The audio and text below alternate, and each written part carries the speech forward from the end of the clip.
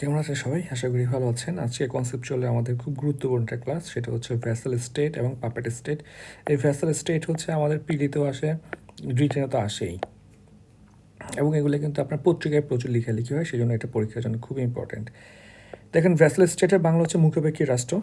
সহজ ভাষায় vessel state বলতে আমার একটি রাষ্ট্রকে বোঝায় যারা পার্শ্ববর্তী ক্ষমতাধর এবং শক্তিশালী কোনো রাষ্ট্রের অনুগত থেকে তাদেরকে সামরিক দিক থেকে সহায়তা করে থাকে। তাহলে ভ্যাসেল শব্দের অর্থ হলো প্রভাবশালী রাষ্ট্রের অনুগত রাষ্ট্র। তাহলে এই জিনিসটা হচ্ছে মাথায় রাখা লাগবে। তাহলে ভ্যাসেল স্টেট হচ্ছে কোনটা?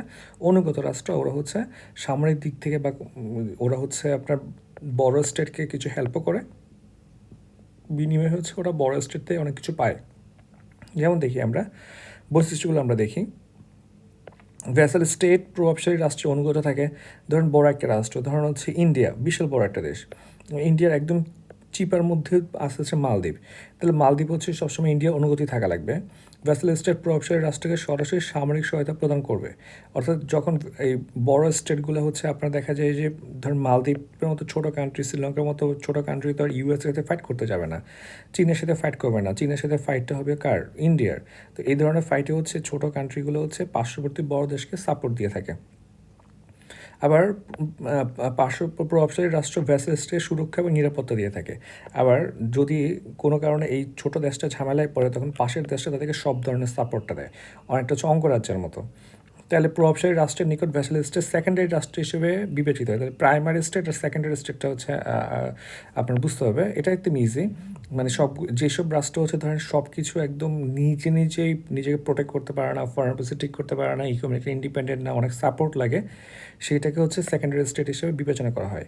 তাহলে এরা পূর্ণ সার্বভৌমত্ব ভোগ করতে পারে না। বুঝছেন? পূর্ণ সার্বভৌমত্ব মানে কি বোঝাচ্ছে? নিজের সিদ্ধান্ত নিজে নেওয়া, নিজের ফরেন পলিসি নিজে ঠিক করা। যেমন আপনি যেমন অনেক সময় দেখা যায় যে আগে দেখতাম আমরা যে বাংলাদেশের ফরেন পলিসি নেওয়ার সময় ইন্ডিয়া হচ্ছে কিছুটা প্রভাব বিস্তার করতে পারতো। তাহলে হচ্ছে এটাও একটা কি সার্বভৌমত্ব লঙ্ঘন। তাহলে বৃহৎ রাষ্ট্র সাম্রাজ্যের অংশ হিসেবে পরিগণিত হয়।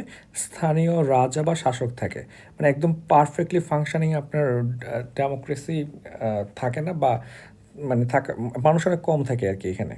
তাহলে দেখেন অটোমান সাম্রাজ্যের আমলে, অর্থাৎ 1299 থেকে 1923 সালে লুজান চুক্তি হয়, ঠিক আছে? এই লুজান চুক্তি তুরস্কের সাথে যাদের হয়, এবং এটার 100 বছর পূর্তিতে হচ্ছে আপনার ধরা হয় যে ইন্টারন্যাশনাল সকল চুক্তি বাতিল হয়ে যায়। অর্থাৎ 2023 সালে কিন্তু এরদোয়ান সাহেব হচ্ছে এটাকে সেলিব্রেশন করে, কারণ এটার মাধ্যমে হচ্ছে আপনার তুরস্ক গ্রিসকে একটু প্রেশার দেওয়ার ট্রাই করতেছে। যাই হোক, তাহলে অটোমান সাম্রাজ্যের সময় হচ্ছে মলদোভা, চীনের জু সাম্রাজ্যের আমলে চু, এবং হচ্ছে ওরা হচ্ছে ছিল একটা ভ্যাসেল স্টেটের উদাহরণ। এখন দেখেন পাপেট স্টেট। পাপেট স্টেট তো বুঝছেন, পাপেট মানে কি? পুতুল। তাহলে দেখেন যে রাষ্ট্রের শাসক তার নিজের ক্ষমতা টিকিয়ে রাখার জন্য পার্শ্ববর্তী ক্ষমতাশীল রাষ্ট্রের উপর মোটামুটি সব ক্ষেত্র থেকে নির্ভরশীল, তাহলে সেটা হচ্ছে কি আমাদের পাপেট স্টেট। তাহলে পুতুল রাষ্ট্র বাস্তবে স্বাধীন ও সার্বভৌম হলেও কার্যকর অর্থে এরা হচ্ছে প্রভাবশালী কোনো রাষ্ট্রের অর্থনৈতিক, রাজনৈতিক, সামরিকভাবে পরিচালিত হয়, যেমন মায়ানমার। এরা অভ্যন্তরীণ নীতি নির্ধারণের স্বাধীনতা থাকলেও পররাষ্ট্রনীতি প্রণয়নে অনেকটা প্রভাবশালী রাষ্ট্রের উপর নির্ভর থাকতে পারে, যেমন সৌদি বলার দেশ।